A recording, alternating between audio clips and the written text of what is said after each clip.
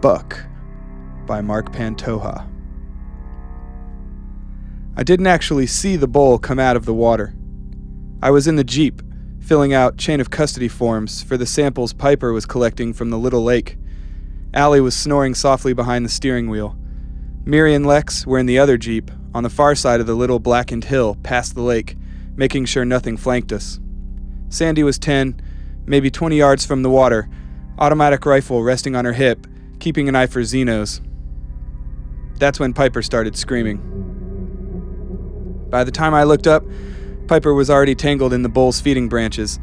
It stood 2 stories high against the dusk sky, water pouring through its black-skinned tubular body, down its piston legs. Piper fired wild. The air, the ground, the beast, the Jeep. I jumped from the passenger seat, clear of his fire, and was struck by the stench of rotten eggs wafting from the bull as it barreled down on the Jeep. The world spun, and everything went dull, muted. I heard muffled thumps and looked up at the creature speeding over me. I don't remember falling. I thought about shooting, but everything was so heavy. For a moment, all was calm, and I remembered, when you stopped smelling them, you're being poisoned. I grabbed the breather at my belt and took a deep drag of oxygen. Sound rushed back, yelling, the other Jeep engine roaring, the bull's horn blasts dwindling. Sandy yanked me to my feet. "Where's Allie?" she screamed in my face. "What?" "Allie, where is she?" "She's..." But the Jeep wasn't there. It lay 100 feet away on its side, white paint smeared with black, sooty mud, tossed aside by the beast. My senses returned, and I followed Sandy to the crumpled Jeep, where Allie hung half out of the vehicle, tangled in her seatbelt, twisted like a rag around the lip of the door. Sandy gingerly cradled Allie's head. The beast blew its horn, a thick, dull note. When it crested the blackened hill, I think I saw Piper against the evening sky. He'd just been getting a few water samples.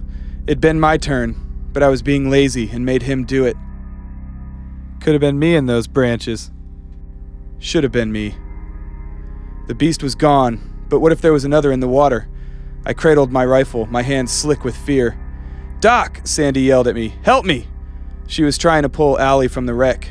She was broken, blood and bones poking out from her fatigues. But she breathed, ragged but consistent. Her eyes fluttered and she moaned. She mumbled a name, I think, Dan. That was her husband's name, from before. "Shh, baby," Sandy said, trying to get a better angle to lift her out. She pulled a knife from her pack and cut the seatbelt. Allie gasped and then bit down with an audible chomp. I think she shit herself. It smelled like she had. My stomach rolled, and every time I swallowed, my throat would catch. She started jerking, bucking, and then stopped just as quick. Her eyes glazed over. "Doc," Sandy said. "Climb up top and lift her shoulders. Doc!" I took a quick look back at the lake to see if the sloshing little waves would reveal another xenobull. Nothing. I turned and climbed atop the fallen Jeep. I kept glancing back at the water. Lex and Miri came around in the other Jeep. It took us about 10 minutes to get Allie out. By then she was cold, unmoving. I felt for a pulse, but found none. I'm not that kind of doctor anyway. I'm not a doctor at all. I got the name because I work for ecology. Sandy tried mouth to mouth. She beat on Allie's chest for a full minute. Blood bubbled out the sides of Allie's mouth. She was gone. Sandy stopped. We stood over the body, staring. No one spoke. I had barely known Allie. I had cried enough for others I lost. For a stranger, like Allie, I just felt, well, glad I got out of the Jeep. Giddy almost, that I'd been that close to a bull. They were horrible creatures, but gorgeous in a way. They'd been carved by evolution into a perfect, infectious life form, hopping from planet to planet and outcompeting native life. It was hard not to admire them. The others wouldn't understand.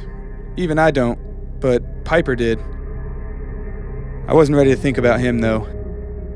"Lex, Miri," Sandy said. Salvage what you can from the Jeep. Gas, ammo, water, anything. Doc and I will bury her." "Bury her?" Miri said. "Why aren't we taking her back with us?" "We're not going back," Sandy said. "We're gonna kill that fucker."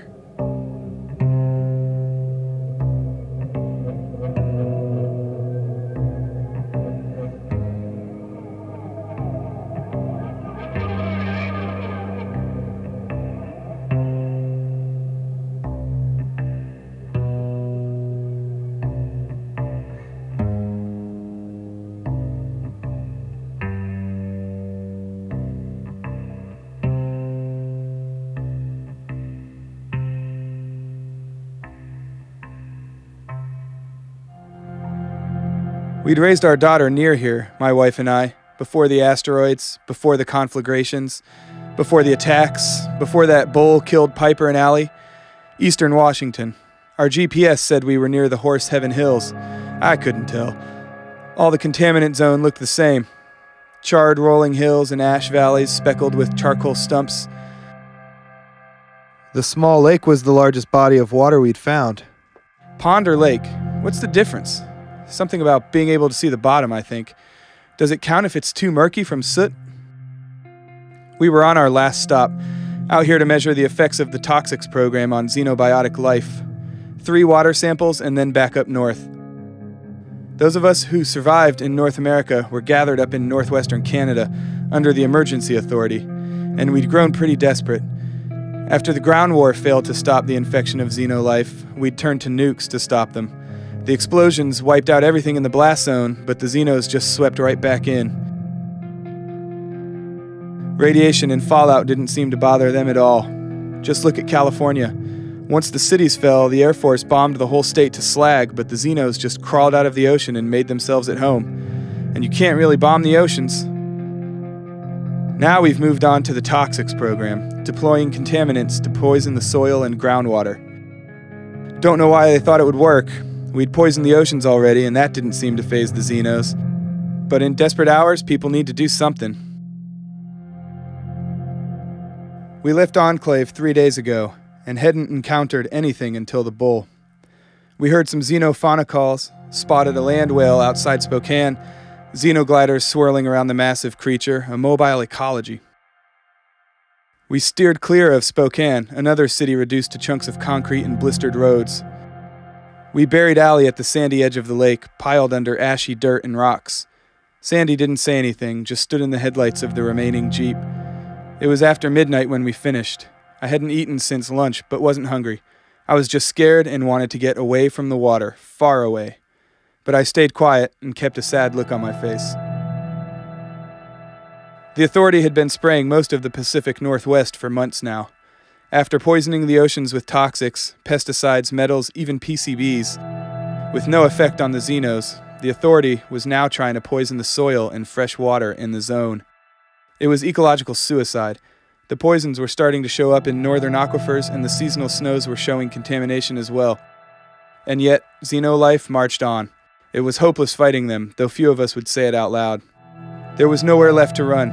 Most of temperate Alaska was theirs, along with the Canadian coast. And those little antifreeze bugs were creeping north, making themselves at home in the snow. This was ecological conflict, natural war, and we were outmatched.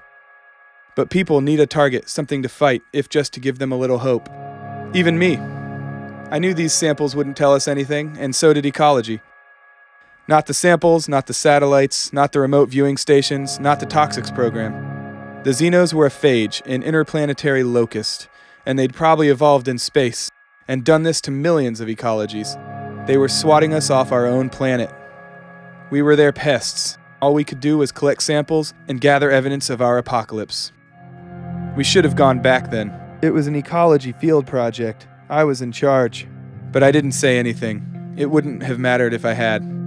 Sandy was going after the bull, a wild animal she could hold to the fire for our ruined Earth, something she could kill. For once, I wanted to be a lion and kill something.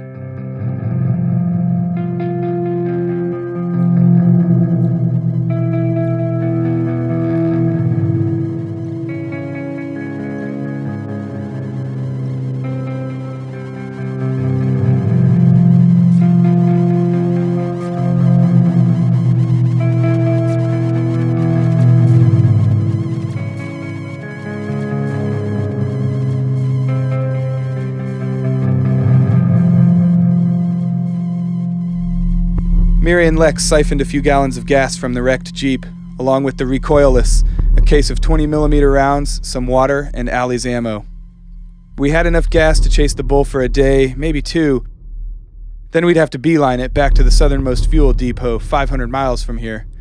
The less fuel we had, the less distance we could afford around the cities, which the Xenos flocked to like a coral reef. It took us a day and a half to get out here, through the few compounds outside the emergency authority, to the contaminant zone, where Xeno life reigned.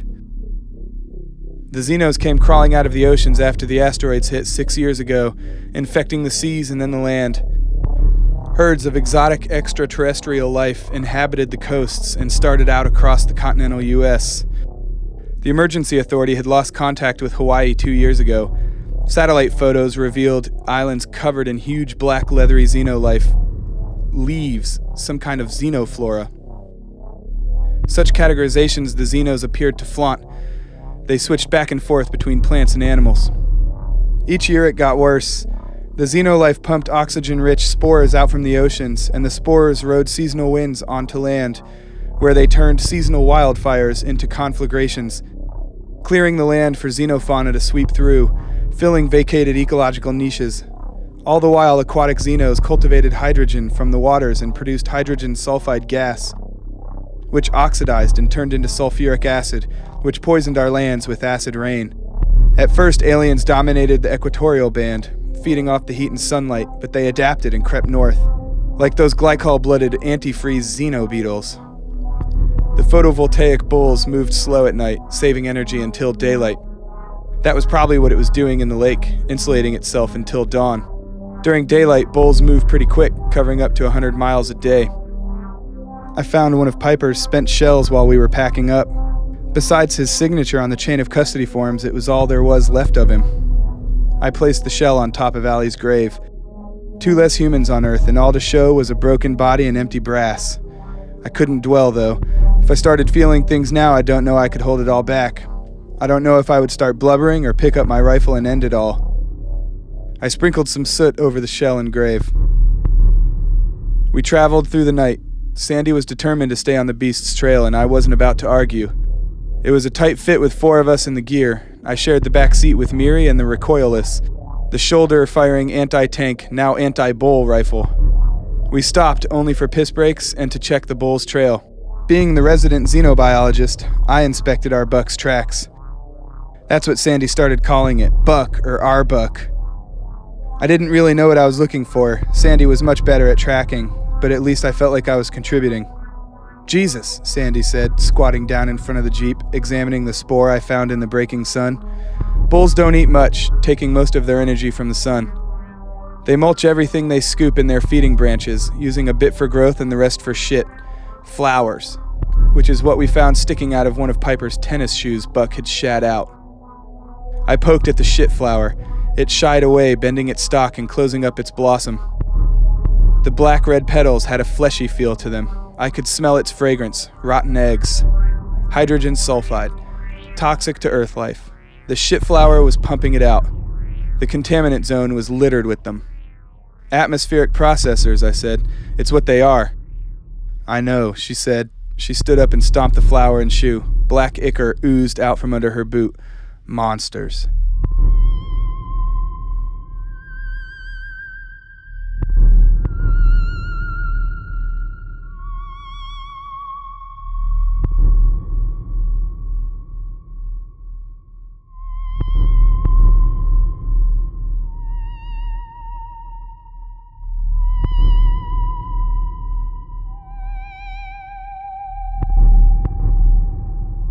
By late afternoon, Buck's trail led us to another lake, or pond.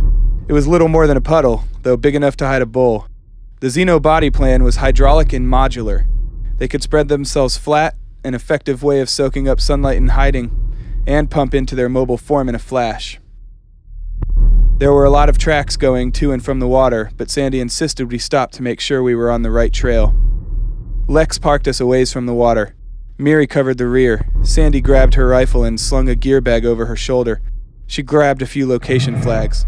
"Cover me," she said as she walked to the puddle. "Shouldn't one of us go with her?" I asked. Lex shook his head. "Bulls mostly keep moving during the day, so there's probably nothing in there. but we were sloppy once. If something's in there, we can hit it from here with few of us in the line of fire. Help me with this. I helped him fish the recoilless out from the Jeep. The basics, how to load and shoot it, were required for all field personnel, but I'd never actually fired one. I'd never shot a Xeno. Lex laid the rifle on the hood, checking latches and switches on what was basically a shoulder-mounted tube with a scope, grip, and trigger.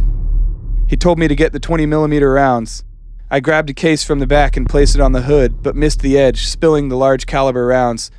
Sandy turned back, hearing the clatter. Lex waved her on. "Jesus, Doc," Lex said. "Why don't you honk the horn, let everyone know we're here?" "Sorry," I said. "Just keep it down." He watched me as I picked up the rounds. "How did you end up out here, man?" "Leave him alone, Lex," Miri said from behind the Jeep. "Just saying. Not really the field type. How'd it happen?" "I volunteered," I said. I turned my shirt into a hammock to gather up the rounds. "I'm from around here. When I heard there was going to be a run through Washington, I guess I needed to come back, see for myself. We ran so fast, we left our daughter here," I almost said. "My daughter, she went to school in Seattle, Washington State, before it burned. We couldn't get her. It all happened so fast. We went north, my wife and I. I guess I needed to see. My wife, she never stopped looking, asking other Washingtonians if they were in Seattle, looking for any clue about our Greta. That was before the rot took her." Lex opened the rear chamber of the rifle, popping it around and closing the latch. He rested the rifle on his shoulder and looked through the scope, covering Sandy as she neared the puddle. "I lost my parents to rot," Miri said over her shoulder, still watching behind. "Fucking bugs. Ate my mother from the inside out. I'll never forget the coughing." "But why you, man?" Lex asked, still looking through the scope. "Authority wanted someone from ecology," I said. "Mostly I work on protein cultivation. It was Piper's first time outside." No one said anything for a beat. Piper had been so excited. He was a child when he came to Enclave. He was still a child, barely 16 before Butt got him. It always hurt me to think about him growing up and all, about his future, or lack of it, on this planet. Part of me was relieved he was dead. Another part of me was ashamed to admit it. Sandy knelt down at the water's edge and read the tracks. "Is it true y'all trying to farm the Xenos?" Lex asked. "Yeah," I said, "but their flesh makes people sick. Anaphylactic shock. They aren't really made of meat, more like pipes with muscles, all hydraulics and pressure sacks." "Yeah," said Miri. "Shoot them right and they deflate. Shoot them wrong and the bullets go right through them, like nothing." Sandy planted a sampling flag at the shore, marking one of Buck's tracks. Lex looked away and pulled out a pack of cigarettes, the kind made from greenhouse tobacco. "It's actually just weeds that ecology sprays with nicotine. It was the best we could do." He popped one into his mouth and held out the pack, offering me one. Sandy stood up and started walking at a tangent to the puddle. "Don't smoke," I said. "Oh?" he said, between lips holding the cigarette. "Think you'll live long enough to get cancer? It's just a time game now, man, before the real aliens come and kick us off this rock." "Assuming there are real aliens," I said. They both looked at me. It was an old argument. 6 years old. "What if there aren't? What if no one's in charge? Maybe the Xenos are just some kind of space phage infecting world after world." "Well, how do you get from world to world then?" Miri said. Sandy followed a trail for a minute until she dropped another sampling flag, marking Buck's outgoing trail. She turned back to the water. "Same way they got here," I said. "Asteroids. Maybe they use volcanoes to get off planet. Maybe they're turning the Earth into a launcher, some kind of blister that will pop them into the void, burst this rock like an infected blood cell." As Sandy passed the water on her way back to the Jeep, she pulled out a stick of dynamite, lit it, and tossed it in. "Doc," Lex said, "that's depressing.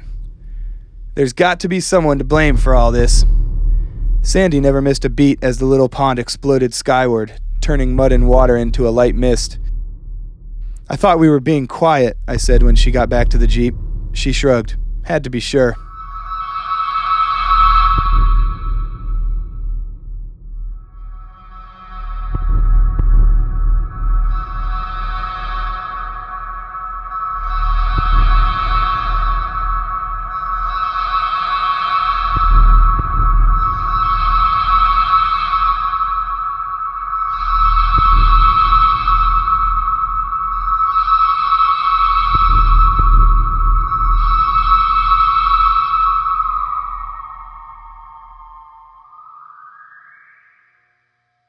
We'd parked the Jeep, unable to follow Buck's trail after dusk when the air was filled with a chorus of church organs.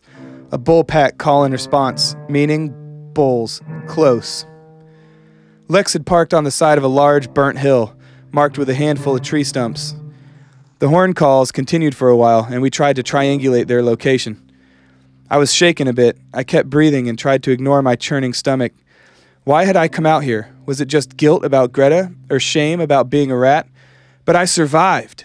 I wasn't running this time. This was my chance to be a killer, to be a lion. I felt dizzy with fear, almost high. Is this what Sandy and Lex and Miri felt? I tried to stay dead inside and just go on to the next action. After a while, it wasn't too hard. We climbed up the hill but stopped before the crest. Sandy sent Lex to peek over the top. We waited for about an eternity, just listening to each other breathe until Lex came crawling out of the dark. "A group of them," he whispered, "in a valley on the other side." "You're sure Buck's there?" Sandy asked. "Pretty sure. They all look the same, but there's a big one and two smalls." "Good," Sandy said. She did a brass check on her rifle. "Wait, what's good?" I asked. "You're not talking about attacking them." "That's exactly what I'm talking about," Sandy said. "You heard him," I said. "He said there's 3 of them up there. You saw what just one of those things did to us." "We were caught unprepared," Sandy said. "This time we'll have surprise on our side." "Let's at least discuss this. Doc, you wanted to see how the Xenos were doing after you dropped all that shit on them, right?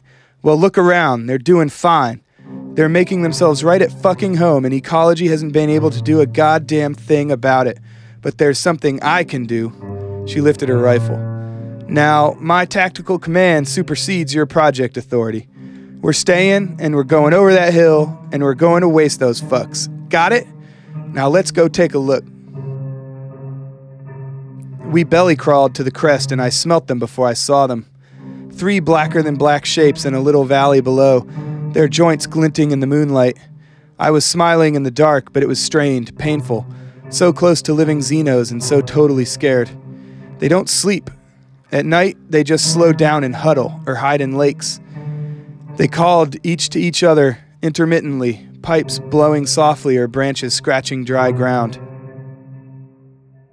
Sandy nudged my shoulder and we all slowly backed down the hill. "Perfect," Sandy said when we got back to the Jeep. "They won't see us coming." "You're talking about attacking them tonight, in the dark?" I asked. "You'd prefer we started shooting them in the light, when they're soaking up the sun?" "Don't think so. It's dark. We'll catch them while they're sluggish." She started to clip on passive night vision goggles. "Let's get the recoilless out. Lex and I will scout ahead and find some good firing points. Our comms will be turned down so we won't be able to hear you. Bulls don't usually travel at night, but if they do, we'll squelch the comms twice and meet you back down here. If they start coming your way, you'll just hear shooting. We'll meet back here in about an hour. Doc, you've never been on a hunt, right? Just remember, when things start happening, stay close to one of us and shoot the big fuckers.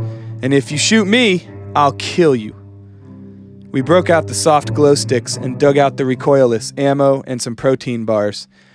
Bulls and other large xenofauna, especially Z-cats, are attracted to light, even though they lack true eyes. They sense light with their skin. This led to them attacking cities, houses, and cars when they first emerged from the waters. The glow sticks were a dim blue wavelength the aliens couldn't sense over a few feet away, but ample enough for us to prep. I watched Miri and Lex field strip the recoilless. I sat down against the Jeep's tire to check my ammo. 3 bulls. 1 bull killed 2 of us. 1 bull was enough to kill all of us. Oh, but we had guns and bombs. It's not like I didn't feel the anger the others felt. Piper and Allie dead, our planet Earth raped, turned from a pale blue dot into a black cinder. Perhaps we'll find a way to hold them off, carve out a little piece of Arctic real estate, retain a pocket of breathable atmosphere, hide like rats while they terraform the rest of the planet. More likely we'll kill as many of them as we can before our own end. I put an extra ammo clip in my backpack. I must have dozed off because when I woke, Sandy and Lex were gone and Miri was sitting on one of the sample coolers, smoking a synth tobacco cig and rooting through a box of protein bars. She caught my eyes. "You're hardcore, Doc," she said. I could almost see her eyes in the dim blue glow. "What? Sleeping before a hunt? You ain't nervous?" I'm not sure. There's nothing left they can take from me." "Ah, the nothing to lose, look death in the eye type." "And you're any different?" I asked. "Never said I was." She took a drag from the cig. "Takes a special type to survive out here." "Rats or lions," I said. "What now?" "Nothing." I waved her off. "She's going to get us all killed." "Sandy?" Miri asked with a laugh. "Maybe, but we done this 100 times. 100? Really? Stop worrying. All you have to do is shoot the monsters. And don't shoot Sandy. She will kill you."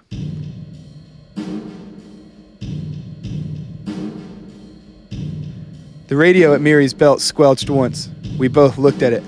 "What does one squelch mean?" I asked. "Are they up on the—" "Shh!" Miri stood up and looked into the darkness at the top of the hill. She grabbed the walkie. "Sandy, Lex, you there? Over." The radio was silent. I looked away from the glow stick, trying to keep my eyes dark adjusted. "How long have they been up there? Doc!" "Shh!" "Sandy, Lex, are you there? Over." She paused for a beat. "We heard a squelch. Over." Their walkies are turned down. One of them probably rolled over on horns sounded from the ridge, and the darkness was broken by a flash from the recoilless burning into my eyes. I remember the briefest gap before the rifle's thunder arrived.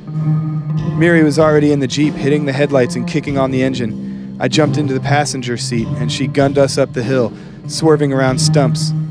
In the dark, I could see a ghost of the recoilless flash. Ahead, the headlights only showed blackened earth. Then I saw more flashes, followed by rifle reports. I felt something between nausea and excitement.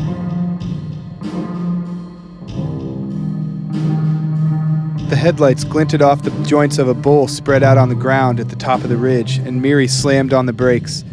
The ruined xenofauna lay in the headlights. It was massive, even spread flat against the ground. It twitched everywhere, pipes dilating, sacs filling and deflating, twisting and pumping. Sandy or Lex had shot it through the hindquarters, pulverizing its back half, leaving pipes and muscle in tatters. I slipped out of the passenger seat while Miri kept the Jeep running.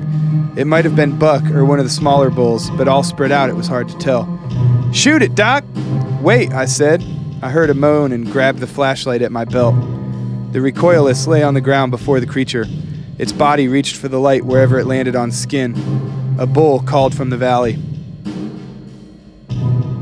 I heard another moan and caught Lex in the light, twisted and run through in a cage of feeding branches.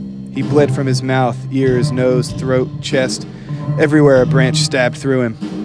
"What is it?" Miri asked. I turned to her.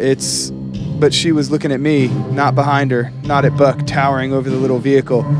"Breather!" I screamed, grabbing mine. The bull blasted out hydrogen sulfide. I could smell the wet stink before I strapped my breather on. Miri slumped behind the wheel, breather dangling from her fingers. Buck rose up higher, raising its forward piston legs, smashing them down onto the Jeep. Again and again. Crushing the roll bar and Miri. I turned off my flashlight and stood still. Buck didn't notice me, distracted by the Jeep's lights. I moved closer to the recoilless. When it was at my feet, I eased down, while Buck continued to pulverize the Jeep. The rear bolt was in the loaded position, but I could only trust it was chambered. I stood up and hoisted it on my shoulder. I looked through the scope and saw Buck. He loomed above me like an old pitch Victorian house, sharp angles and crawling pipes against the bright points of early morning stars. I squeezed the trigger and flames shot from the barrel. The bullet hit Buck right down the middle and he was gone from the sky. I heard a faint trickling of liquid pouring out on the dry ground through the wine in my ears. The beast lay on the ground, dissipating. The bullet spalled, breaking apart and shredding Buck down the center. He outgassed, his stench creeping through my breather. His smell was heavy and black, just an animal. I reloaded and waited for the third bull. It's out there, but it hasn't come yet. I heard its horns all morning. Calling its fallen comrades? Reinforcements? I don't know. I think it's circling, stalking. I sat until sunrise and watched Buck and the other bull twitch in the morning sun. I tried to pull what was left of Lex from the other bull's branches, but he was too tangled, and Miri was encased in her Jeep coffin. I looked for Sandy but found no sign of her. I thought I heard a boom in the distance. Dynamite, maybe? Maybe it was a horn blast. I walked down to where we left our food, sleeping gear, and extra gasoline. When I returned to the 2 dead humans and 2 dead bulls, the xeno carcasses had started sinking their branches into the ground, beginning the tree phase of their life cycle. They would grow high and gestate a few bull pods if I didn't take care of them. I fished out Lex's lighter and poured gas over him, Miri, and the bulls. I lit the pyre and watched the flames for a while. Is this all that's left for humanity? I wanted to cry, to scream and kick and punch the burning pile, but I didn't. I wanted to rage, but I found I didn't feel anything. I was just dead inside, my stomach heavy, like in the center of me there was just a lump. I'm not even afraid anymore. I can hear bull calls close by. My supplies are short and the water out here is contaminated. The Xenos will get to me before a rescue party, but I have the recoilless and about a dozen shells.